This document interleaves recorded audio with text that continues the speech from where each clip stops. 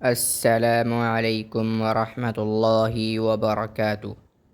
احکام تجوید کلاس میں خوش آمدید۔ امید ہے آپ سب حضرات بخیر و عافیت ہوں گے۔ اس سے پہلے والے سبق میں ہم نے پڑھا تھا کہ لفظ اللہ کا نام کہاں کہاں موٹا پڑھا جائے گا، اور اس کی مثالوں کے ساتھ بھی ہم نے وضاحت کر دی تھی۔ آج کے سبق میں ہم پڑھیں گے کہ لفظ اللہ کے نام کو باریک کس جگہ پڑھا جاتا ہے، اور ان کی بھی انشاءاللہ ہم مثالوں کے ساتھ وضاحت کریں گے۔ جاننا چاہیے کہ ٹوٹل 3 ہی قاعدے ہیں لفظ اللہ کے نام کے بارے میں پڑھنے کے۔ اگر لفظ اللہ کے نام سے پہلے والے حرف پر زبر یا پیش آ جائے تو قاعدہ یہی ہے کہ لفظ اللہ کے نام کو پر پڑھا جائے گا، یعنی موٹا پڑھا جائے گا، اور اگر لفظ اللہ کے نام سے پہلے والے حرف پر کسرہ یعنی زیر آ جائے تو پھر لفظ اللہ کو ہر صورت میں باریک ہی پڑھا جائے گا، چاہے لفظ اللہ کے نام سے پہلے والا حرف وہ خود موٹا ہی کیوں نہ ہو، اس کے باوجود لفظ اللہ کے نام کو باریک ہی پڑھا جائے گا۔ انشاءاللہ ہم جب اس کی مثال سے وضاحت کریں گے تو آپ کو بات سمجھ میں آ جائے گی۔ اب ہم چلتے ہیں مثالوں کی طرف۔ پہلی مثال ہم پڑھیں گے، کسرہ ہے چونکہ آج کا ہمارا بیان، تو ہم زیر والی ہی مثالیں آج پڑھیں گے۔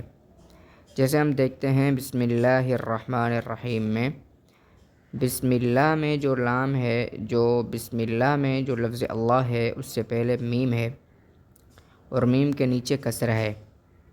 اب ہمارا قاعدہ یہ ہے کہ لفظ اللہ کے لام سے پہلے والے حرف پر اگر زیر ہو تو لفظ اللہ کو باریک ہی پڑھا جائے گا، جیسے رسول اللہ، الحمد للہ۔ دیکھیں یہ ساری مثالیں ہیں، ان میں لفظ اللہ ہے، لفظ اللہ کے نام سے پہلے والا جو حرف ہے ان میں زیر آیا ہے، تو یہاں پر لفظ اللہ کو باریک ہی پڑھا جاتا ہے۔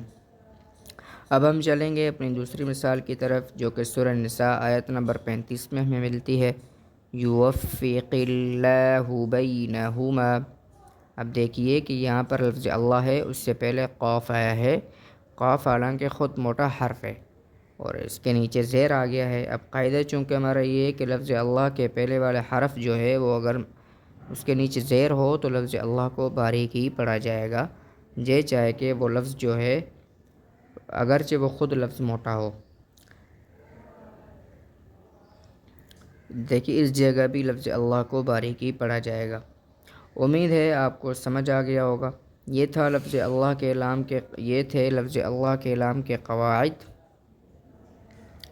جو کہ بہت آسان ہے۔ لفظ اللہ کے نام سے پہلے والے حرف پر زیر آ جائے تو وہاں لفظ اللہ کے نام کو باریک پڑھا جائے گا۔